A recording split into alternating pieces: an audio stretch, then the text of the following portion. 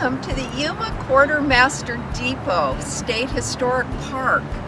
I am standing in front of the icon. This is a little freight wagon, and it says Quartermaster Depot, U.S., but Yuma, Arizona Territory, AT. It is the last state in the continental U.S. to turn 100. So all along, Arizona, when the East Coast was booming, everybody was a state. Arizona was still a territory, and they were the last holdouts. So the Quartermaster Depot really was the place that helped the West open. It was the depot that supplied every military fort in the Southwest, and these wagons took, with 20 mule teams, would take goods as far away as Albuquerque, Santa Fe, El Paso, Denver, Utah, and every fort in between. Why would Yuma be designated a National Heritage Area? I mean, most people think of Yuma as a small little ag town. Well, really, Yuma was considered the gateway to the Great Southwest when Western expansion really picked up with the gold rush in 1848 and 1849. So Yuma sits at the narrows of the Colorado River. It's the safest place to cross. Upriver, when the floodwaters would recede from the mighty Colorado and the Gila, it'd be nothing but quicksand.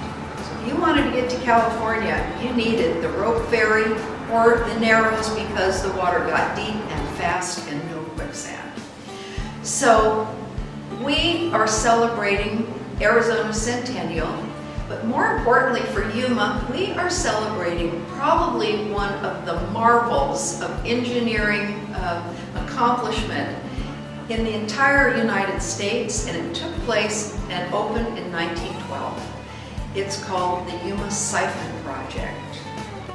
If you've ever siphoned gas, you know the concept. But the mighty Colorado and the confluence of the Colorado and the Gila were right here at Yuma. So either one or the other or both of those rivers would flood. And actually, if you had a bridge going over the river, every 5 years it would disappear and end up in Mexico. So the early engineers said, we have to do the siphon, which is to move water under the riverbed. So what they did is they dug an 83-foot tunnel or a vertical shaft under the Colorado River, about 950 feet, a 14-foot in diameter tunnel made out of concrete. It pops up here on the Arizona side 83 feet. And what it does is that water, the 2-foot difference, that water has been continuously running with no pumps, and it has made Yuma the winter lettuce capital of the world. Thousands of acres of very rich soil that without water would just be desert, but with water we have got one of the richest growing areas in the world. It is a very well-known figure, Teddy Roosevelt, Theodore Roosevelt. Why is he in the middle of our exhibit? It's because he is responsible for all of these incredible harnessing of the wild Colorado River. His idea was if you could irrigate and you could control water in the Southwest, that the Western expansion could take off, and he was right. So he instituted the U.S. Reclamation Service, which in fact built the first dam on the Colorado River, which is here at Yuma, the Laguna Dam. That was part of this huge project. Then the second phase of it was the siphon. And then he went on to build the famous Hoover Dam right there on the Colorado River.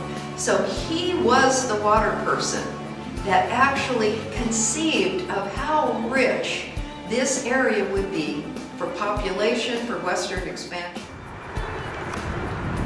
Welcome to the main cell block of the Yuma Territorial Prison.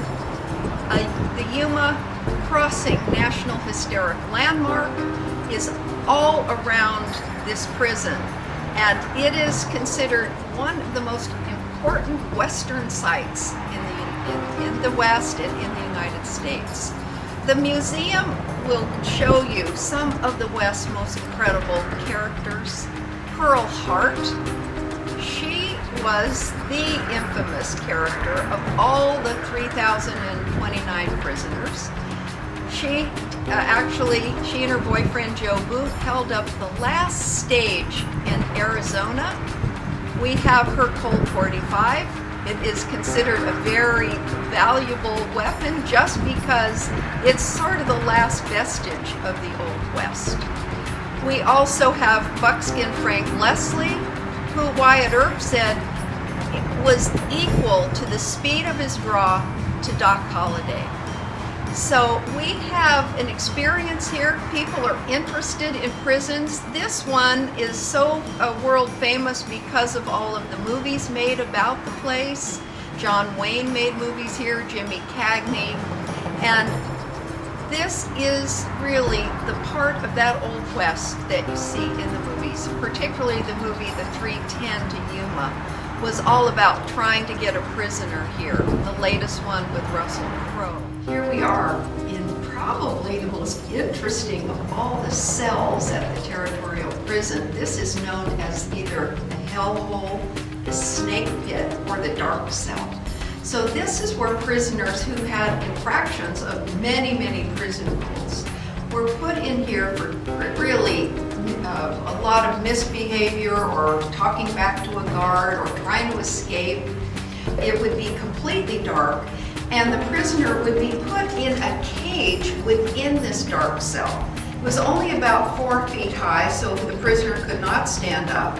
They did have, by the way, 29 women prisoners, and on one occasion, 2 women were put in here for fighting. But usually, the male prisoners would be stripped down to their underwear. They were given bread and water once a day, and the record for the longest time served here was 120 days. When that prisoner came out, he was a model prisoner. You're looking at the bottom of the dark cell, and this is the remnant of the cage that really put the prisoners in here. Now, they were in their underwear, bread and water, pitch black, except for a tiny air hole. And it was called the Snake Pit or Scorpion Den because reportedly, and folklore says that the mean guards, 1 or 2, would drop a scorpion down into this dark area. And of course, the prisoners couldn't see anything. So there was a lot of folklore about this. But there was no latrine in here. So when you came in here, these conditions were very primitive, rough, and you got bread and water once a day, and that was it.